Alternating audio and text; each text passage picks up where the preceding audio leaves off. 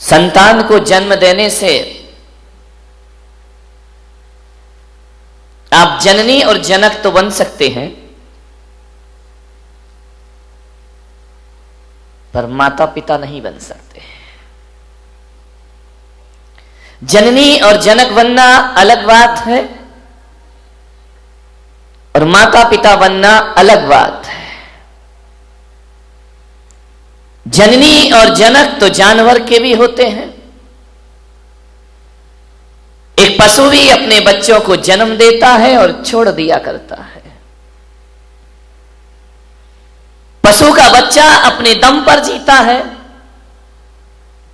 उसे कुछ सीखने की जरूरत नहीं हुआ करती है। पशु के बच्चे तो वो होते हैं जो पैदा होते ही कुछ देर बाद खड़े हो जाते हैं, चलने लगते हैं, भागने लगते हैं, दौड़ने लगते हैं।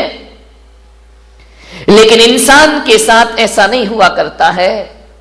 इंसान का बच्चा सब कुछ सीखता है, चलना भी सीखता है, खाना भी सीखता है, बोलना भी सीखता है, हंसना भी सीखता है और रोना भी सीखा करता है। जानवर के बच्चों को कुछ भी सिखाने की जरूरत नहीं है। वो इसलिए कि जानवर के बच्चे बचपन से लेकर मृत्यु तक जानवर ही रहा करते हैं, वह उससे ज्यादा कुछ नहीं बन सकते हैं। एक घोड़ा बचपन से जन्म से लेकर मृत्यु तक घोड़ा ही रहेगा, एक बैल जीवन भर बैल ही रहेगा, एक गाय जीवन भर गाय रहेगी, एक कुत्ता जीवन भर कुत्ता ही रहेगा। लेकिन मनुष्य के साथ ऐसा नहीं हुआ करता है। यदि मनुष्य को अच्छे संस्कार और अच्छी शिक्षाएं प्रदान कर दी गई तो इंसान से ये भगवान बनने को भी तैयार हुआ करता है। और मनुष्य वह होता है जो पशु से परमेश्वर हो सकता है। मनुष्य वह है जो कंकर से शंकर हो सकता है। मनुष्य वह है जो त्रियंज से तीर्थंकर भी बनकर के दुनिया में आ सकता है। आपके साथ संभावनाएं हैं, इसलिए मनुष्य को सिखाना पड़ता है, बोलना भी सिखाना पड़ता है, चलना भी सिखाना पड़ता है, खाना भी सिखाना पड़ता है। इसलिए मैंने कहा कि जो लोग अपने बच्चों को केवल जन्म देते हैं वो जननी और जनक कहलाया करते हैं। लेकिन जो बच्चों को संस्कार दिया करते हैं, जो जीवन देते हैं, उन्हें माता और पिता का दर्जा प्रदान किया जाता है। ध्यान रखना, पशु के माता पिता नहीं होते हैं, वो केवल जननी होती है, जन्म दे के छोड़ देती है। आप माता पिता हैं, आपकी एक साधना है, आपकी बहुत बड़ी जिम्मेदारी है। आप समझदार प्राणी हैं, जानवर ना समझ प्राणी है। ध्यान रखना, जन्म देना ही कोई बहुत बड़ी प्रक्रिया नहीं है, जीवन देना उससे बड़ी प्रक्रिया होती है। जन्म की साधना तो केवल 9 महीने होती है, लेकिन जीवन की साधना तो जिंदगी भर करना पड़ती है, तो भी जीवन कम पड़ जाया करता है। जिंदगी भर की साधना है, एक तपस्या है। मान्यवर, बच्चों को लाड़ प्यार ही नहीं, संस्कार भी दो। आपके पास पैसा है, आपके पास दौलत है, आपके पास रुपया है, बच्चा कहता है मोबाइल चाहिए, आप मोबाइल दे देते हैं। बच्चा कहता है लैपटॉप चाहिए, आप लैपटॉप दे देते हैं। दीजिए, मेरा कोई विरोध नहीं है। बच्चा कहता है गाड़ी चाहिए, बच्चा कहता है मोटरसाइकिल चाहिए, आप मोटरसाइकिल दिला देते हैं। और बच्चा कहता है कि कार चाहिए, आप कार दिला देते हैं। लेकिन मैं पुलक सागर तुम्हारे बच्चों को ना तो मोबाइल दे सकता हूं, ना तुम्हारे बच्चों को मैं लैपटॉप दे सकता हूं, ना तुम्हारे बच्चों को मोटरसाइकिल दे सकता हूं, ना मैं तुम्हारे बच्चों को महंगी महंगी कार दे सकता हूं। लेकिन पुलक सागर के यहाँ पर आएंगे, पुलक सागर के दरबार में आएंगे तो ध्यान रखना, एक कार मैंने भी रखी है अपने पास, और वह एक कार है जो मैं सारे देश को दिया करता हूं। आज तुम्हारा बच्चा रूठे कार के लिए तो एक बार उसे मेरे पास लेकर के आना, मैं उसे कार दिलाऊंगा। ध्यान रखना, मेरे पास अल्ट्रो तो नहीं है, मर्सिडीज नहीं है, वैगनार नहीं है। मेरे पास यदि कोई कार है तो एक कार है जिसकी हर घर को आवश्यकता है, और पुलक सागर के पास कोई कार है तो वह संस्कारों की कार है। संस्कार की कार पकड़ा दी जाए तो जिंदगी अपने आप समझ। संस्कार की कार बांटा करता हूं, संस्कार की कार में बैठो और जीवन को आनंद में परिवर्तित कर दीजिए। मान्यवाद सोचना है। बच्चों का जीवन बनाने से पहले हमें अपना जीवन बनाना जरूरी है। बच्चे दर्पण हैं, जो हम करते हैं वो बच्चों को दिखाई देता है, और जो दिखता है बच्चा वही सीखता है। एक बात ध्यान रखना, 21वीं सदी है, ज्यादा औलाद को सिखाने की कोशिश मत करना। तुम कुछ सिखाओगे उससे पहले वो तुम्हें सिखा के रख देगा। संभलो इस औलाद से, सबके मुंह लग जाना, बच्चों के मुंह कभी मत लगना। बड़े होशियार होते हैं ये बच्चे, बड़े होशियार होते हैं। आज के युग में 21वीं सदी में मूर्ख बच्चों का पैदा होना बंद हो गया है। अब बुद्धू औलाद पैदा नहीं हुआ करती है, अब तो बहुत समझदार औलाद पैदा हुआ करती है। बड़ी पढ़ी लिखी औलाद पैदा हो रही है। जो तुम्हें नहीं आता वो बच्चों को आ जाता है। हो सकता है कि आपको पूरा मोबाइल चलाना भी नहीं आता हो और आपकी औलाद खटखट मोबाइल चला करके दिखा दे, आपसे कह देगी पापा तुमको तो कुछ आता ही नहीं। बच्चे बड़े होशियार हैं। बच्चों को ज्यादा सिखाने की गलतियां मत करना, नहीं तो बड़ी दिक्कत हो जाएगी। एक निवेदन है मेरा, ये बच्चों को सिखाओगे तो बिल्कुल नहीं सीखेंगे, सिखाने से नहीं सीखेंगे। एक पति पत्नी मेरे चरणों में आए, छोटा सा बच्चा था। बच्चों ने कहा बेटा महाराज के पैर पढ़ो, महाराज को नमस्कार करो, महाराज को नमोस्तु करो। बच्चा करने को तैयार नहीं, वो तो अकड़ के खड़ा। अरे बोले बेटा नमोस्तु, बोले नहीं करूंगा। अरे मैंने कहा गजब है भाई, 3-4 साल का बच्चा वो माँ बाप का कहना मानने को तैयार नहीं। बोले बेटा ऐसा नहीं है, गलत बात, बहुत गंदी बात है, महाराज है इनको प्रणाम करिए, इनको नमस्कार करिए। बोले नहीं करूंगा नमस्कार। अरे तो बच्चे माँ बाप बड़े शर्मिंदा हुए कि यार महाराज हम करें क्या, ये झुक ही नहीं रहा है। मैंने कहा ऐसे नहीं झुकेगा, ये 21वीं सदी की औलाद है, ऐसे झुकने वाला नहीं है, तुम्हारा तरीका गलत है, बच्चा तो अभी झुक जाएगा। तो बोले कैसे झुक जाएगा बच्चा। मैंने कहा बच्चे के उसने क्या किया, उसकी माँ ने बच्चे की गर्दन पकड़ी, जबरदस्ती मेरे पैरों पे रख दे। बच्चा गर्दन उठाए जा रहा है, माँ बाप गर्दन दबाए जा रहे हैं। मैंने कहा रुको, बहुत गलत तरीका, ऐसे बच्चा प्रणाम नहीं करेगा। छोटा सा था, 3 साल का होगा, 4 साल का।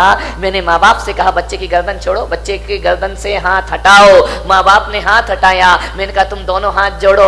माँ बाप ने हाथ जोड़े। बच्चा छोटा सा था, उसने ऊपर देखा, मम्मी पापा हाथ जोड़ रहे, बच्चे ने भी हाथ जोड़ लिए। मैंने कहा तुम प्रणाम करो, नमस्कार करो। जैसे ही उन्होंने धोख लगाई, बच्चा भी लेट करके प्रणाम करने लगा। मैंने कहा ध्यान रखना 21वीं सदी है, ये सिखाने से नहीं सीखेगी, ये दिखाने से सीखा करती है। जो आप दिखाएंगे बच्चा वैसा सीख जा। ध्यान रखना है, बच्चों का पालन पोषण करना, उन्हें संस्कार देना, आपको जिंदगी भर तपस्या करना पड़ेगी। बच्चों की परवरिश करो।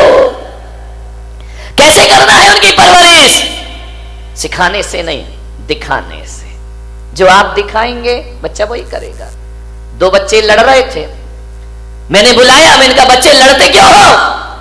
बोले किसने कहा हम लड़ रहे थे।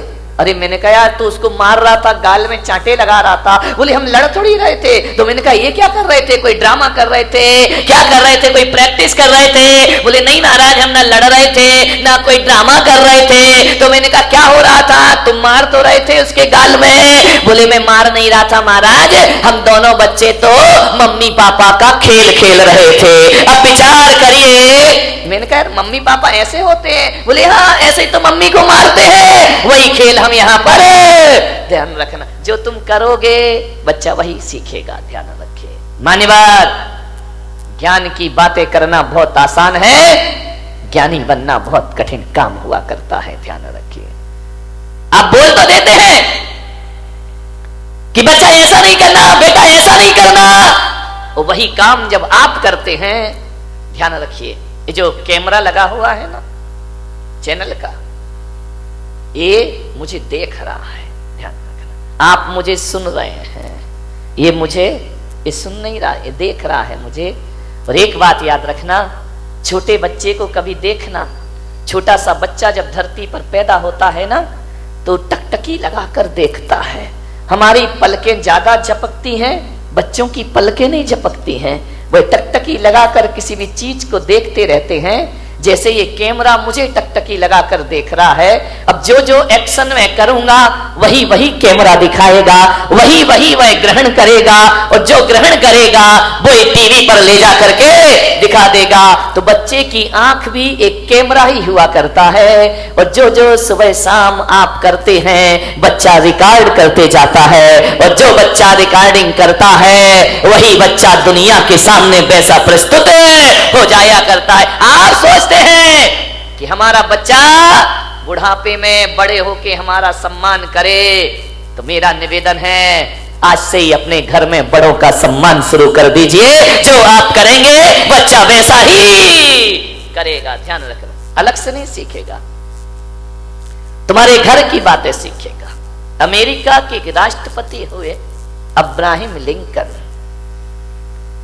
उन्होंने अपने बच्चे को एक स्कूल में दाखिला कराया, एक स्कूल में एडमिशन कराया, और जैसे ही पहले दिन बच्चा स्कूल में गया, अब्राहम लिंकन ने अपने बच्चे के साथ एक पत्र लिख करके भेजा कि ये पत्र तुम अपने क्लास टीचर को दे देना, और पढ़ने से पहले ये खत उनके हाथ में जरूर पहुंचाना।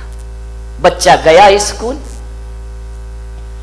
जैसे ही क्लासरूम में पहुंचा, क्लास टीचर आए, बच्चे ने कहा कि गुरुदेव सर, ये पत्र मेरे पिता ने आपके नाम लिखा है। होश उड़ गए टीचर के कि राष्ट्रपति का बच्चा और मेरे नाम पत्र। उसने पत्र खोला, पत्र में लिखा था, आदरणीय शिक्षक महोदय, मेरा आपसे एक विनम्र निवेदन है कि आज मेरा बच्चा पहली बार स्कूल में आया है, और मेरे बच्चे को आप अच्छी शिक्षाएं प्रदान करना। मैं शिक्षक महोदय से आग्रह करूंगा कि जब मेरे बच्चे को पढ़ाओ तो ये सोचकर मत पढ़ाना कि अमेरिका के राष्ट्रपति का बेटा है, बल्कि ये सोचकर पढ़ाना कि ये किसी देश का भविष्य तुम्हारे सामने बैठा हुआ है, ये किसी देश की ताकत बैठी हुई है, एक इंसान का बच्चा है। मेरे बच्चे के सामने कोई वीआईपी व्यवस्था ना रखी जाए, और मेरे बच्चों को केवल अक्षरों का ज्ञान मत देना। शिक्षक महोदय, इसे किताबी ज्ञान के साथ साथ अनुभव का ज्ञान ज्यादा प्रदान करना। मैं नहीं चाहता कि मेरे बच्चे के पास बहुत बड़ी डिग्री हो या ना हो, डिग्री हो जाए कोई बड़ी बात नहीं है, लेकिन मैं ये नहीं चाहता कि मेरा बेटा डॉक्टर, इंजीनियर, आईएएस अफसर बन के निकले या ना निकले, लेकिन आपकी शिक्षाओं से मेरा बच्चा एक सच्चा और अच्छा इंसान बन करके स्कूल से निकले। ये राष्ट्रपति आपसे निवेदन करता है। अमेरिका के राष्ट्रपति कह रहे हैं किताबी ज्ञान ही नहीं, मेरे बच्चे को सिखाना कि बड़ों के साथ कैसे पेश आते हैं, बुजुर्गों के प्रति हमारे क्या भाव होना चाहिए, और मेरे बच्चे को समझाओ कि छोटों के साथ कैसा रहना चाहिए। और शिक्षक महोदय से मेरा निवेदन है कि मेरे बच्चे को यह मत सिखाना कि जिंदगी रेल की पटरी पर भाग रही है। मेरे बच्चे को एक चीज सिखाना कि जिंदगी सांप सीढ़ी का खेल हुआ करता है। उसे समझाओ कि जिंदगी में ऐसे भी लोग मिलेंगे जो सीढ़ियों का सहारा देकर तुम्हें ऊपर चढ़ाएंगे, और जिंदगी में ऐसे भी लोग मिलेंगे जो अपने बनकर सांप के समान डसेंगे और जिंदगी को नीचे ला करके पटक देंगे। जिंदगी एक सांप सीढ़ी का खेल है, यहां चढ़ाने वाले भी मिलते हैं और यहां उतारने वाले भी प्राप्त हुआ करते हैं। मेरे बच्चे को समझाना कि जिंदगी में उतार चढ़ाव आएंगे, सीढ़ी भी मिलेगी और सांप भी मिलेगा, लेकिन मेरे बच्चे को ये संस्कार देना कि जब जिंदगी सीढ़ियों पर ऊपर चढ़ी जाए तो अहंकार में फूलना मत, और जब कोई सांप डस ले तो निराशा में जिंदगी को बर्बाद करना मत। ध्यान रखिए। उस शिक्षक के लिए राष्ट्रपति ने निवेदन किया। मान्यवर, आपका बच्चा स्कूल जाता है, क्या माँ बाप होने के नाते आपने क्लास टीचर को यह बोला है कि मेरे बच्चे को अच्छा इंसान बनाना? नहीं बोला ना। क्लास टीचर यदि मार दे तो तुम लड़ने को तैयार हो जाते हो, तुम उसके खिलाफ केस करने को तैयार हो जाते हो।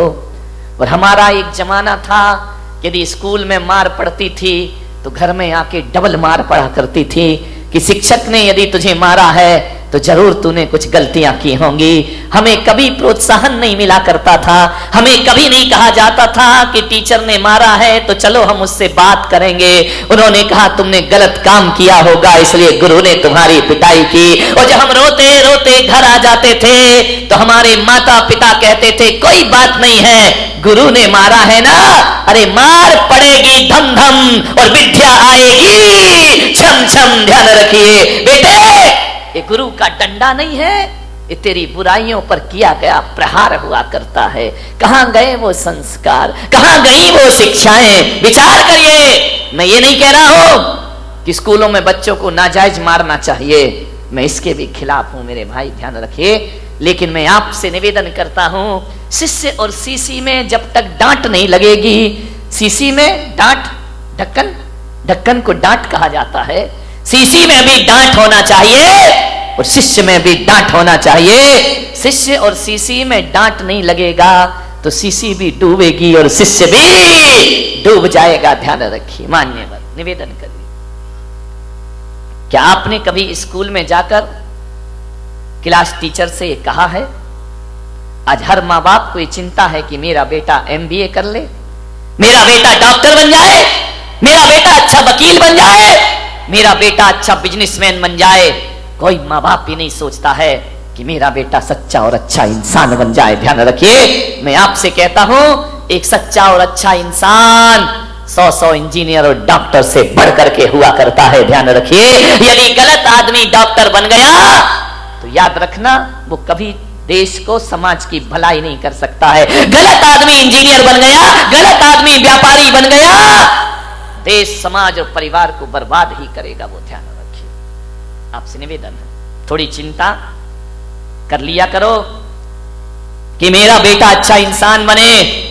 आज माँ बाप को वो चिंता नहीं है, लेकिन हम संतों को चिंता है।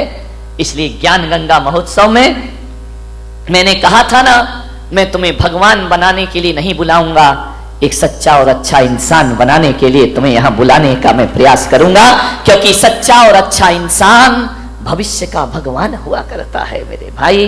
जो इंसान नहीं बन पाया वो भगवान क्या बनेगा? दुनिया से भागते फिरते हो, भगवान को तुम क्या पाओगे? ध्यान रखिए। मान्यवर, विचार करें। अच्छा इंसान की जरूरत है इस देश को, अच्छे आदमी की जरूरत है इस देश को। तुम्हारे परिवार की खुशहाली के लिए अच्छे बेटे की जरूरत है। ध्यान रखिए। पूत कपूत तो का धन संचय, पूत सपूत तो का धन संचय। यदि पूत कपूत निकल गया तो सारी दौलत को बर्बाद करके रख देगा, और पूत यदि सपूत निकल गया, 1 रुपया भी ना दो तो भी लाखों की दौलत कमा कर अपने पिता को दिखा देगा। किसके लिए सोचते हुए? अच्छा व्यक्ति बनाइए। मान्यवर, शिक्षकों के भरोसे जिंदगी मत काटना। ये वेतन भोगी हैं, इन्हें केवल मार्कशीट पकड़ाना है। इन्हें इससे कोई मतलब नहीं कि तुम्हारा बच्चा कैसा है, क्या करता है। वो तो कहेंगे रिजल्ट अच्छा आना चाहिए, बाकी तुम्हारा जो व्यवहार है वो तुम जानो। इस ध्यान रखना, अक्षरों का ज्ञान देना स्कूल के टीचर का काम है, और अनुभव का ज्ञान देना माँ बाप का काम हुआ करता है, वो आपका दायित्व हुआ करता है। आप विचार करिए, गौर करिए अपने बच्चे पर, छोटी छोटी हरकतों पर ध्यान दीजिए। मैं आपको बता रहा हूं कि अपने बच्चों को कैसे परवरिश करना है उनकी।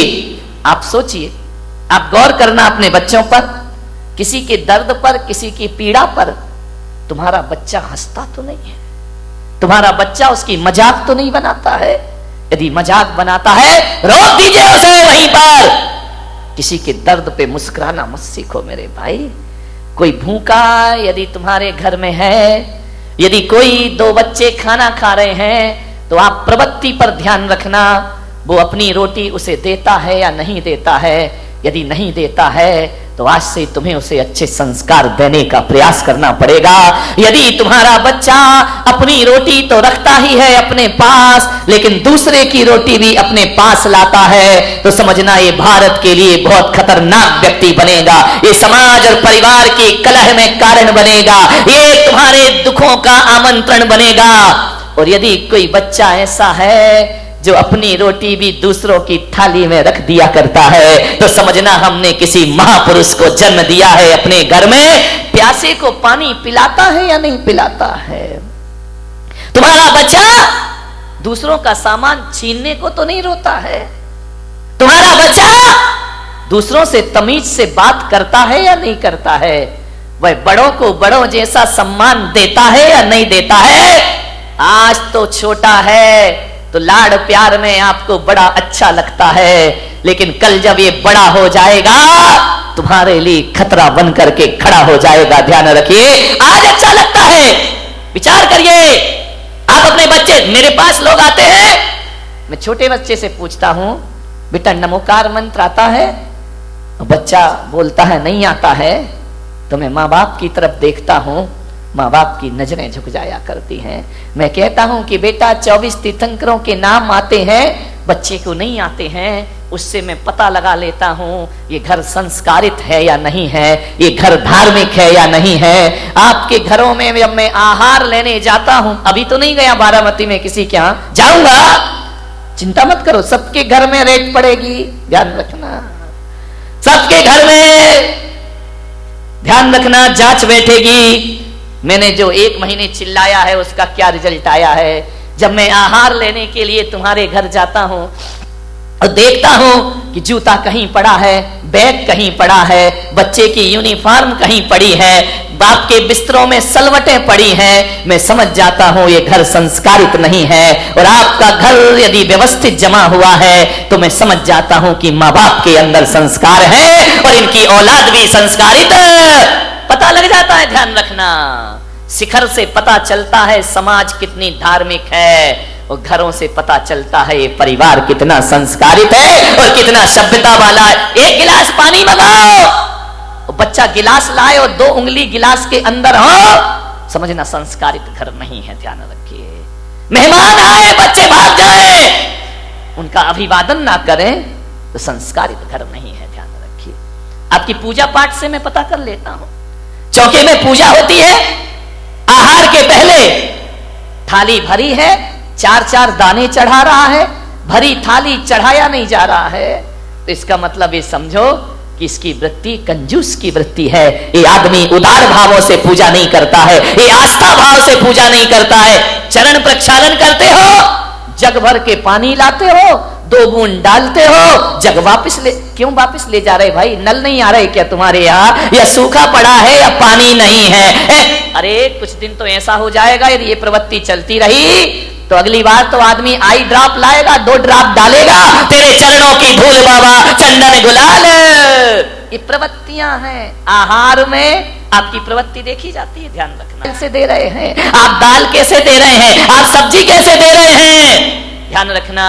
कंजूसों के हाथ से छूटता नहीं है, और जो उदार होता है वो उदार वृत्ति से महाराज और ग्रहण करिए और खाना। महाराज तो उतना ही लेंगे जितना उन्हें लेना है, लेकिन उससे आपकी प्रवृत्तियां पता चल जाएंगी।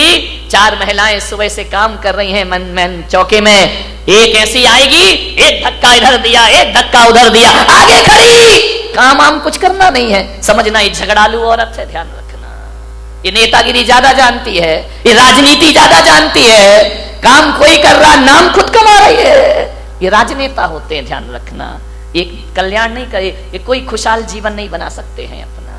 कई ऐसे होते हैं बिल्कुल शांत रहते हैं, काम भी करते हैं लेकिन आवाज नहीं किया करते हैं, चुपचाप शांत खड़े हैं, सुबह से मेहनत करते हैं, लेकिन कोई धक्का नहीं मारते हैं। कोई आहार देता है तो आइए आप दीजिए, हम बाद में दे लेंगे, समझना वो संस्कारित आदमी है, वो सभ्यता वाला घर हुआ करता है। ध्यान रखिए, मान्यवर, सोचना है आपको, विचार करना है आपको।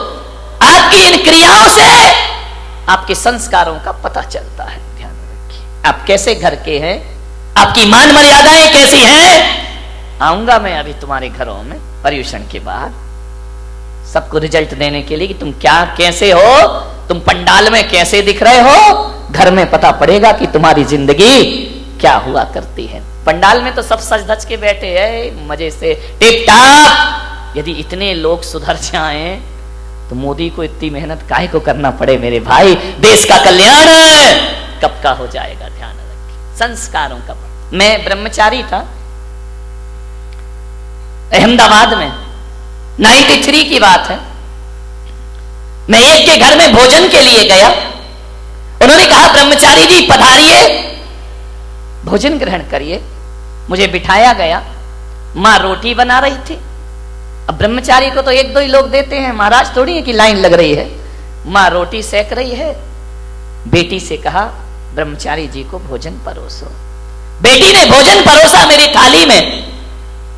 नमक रखने का समय आया और जैसे ही बच्ची ने नमक रखा, मां की निगाह पड़ी, उसने एक बेलन उसके हाथ में मारा, लड़की का हाथ झंझना गया। मैंने कहा भाई ये क्या बात है, ये मैं भोजन कर रहा हूं कि यहां तो महाभारत चल रही है। फट से लड़की कुछ ना बोली, ना लड़की रोई, ना लड़की चीखी, कुछ नहीं, चुपचाप रही। उसने व्यवस्था बदल दी। आहार के बाद मैंने पूछा, मेरा तो मौन था, मैंने कहा मैं आपके यहां भोजन को आया, आपकी लड़की इतने प्यार से परोस रही थी, आपने उसे बेलन क्यों मार दिया। बोले ब्रह्मचारी जी, इस लड़की को मैंने 10 बार समझाया कि थाली में नमक कहाँ रखते हैं और सब्जी कहाँ रखते हैं, ये आज फिर भूल गई। तो जब ये समझाने से नहीं समझी तो मुझे बेलन उठाना पड़ा। और आप जानते हैं मैंने एक शब्द भी नहीं बोला और एक बेलन ने नमक कहाँ रखना चाहिए वहां व्यवस्था इसकी करा दी, अपने आप इसने उठाकर रख दिया। अब इसे जिंदगी भर याद। मैंने कहा इतनी बारीकी, मैंने कहा क्या फर्क पड़ता है, नमक यहां रख दिया यहां रख दिया। बोले महाराज नमक के स्वाद में कोई फर्क नहीं पड़ता, लेकिन आदमी के व्यवहार में बहुत फर्क पड़ा करता है। मेरी लड़की पराए घर जाएगी, इसे इतना ज्ञान होना चाहिए कि भोजन कैसे परोसा। इतना ध्यान आप देते हैं, बच्चों का भविष्य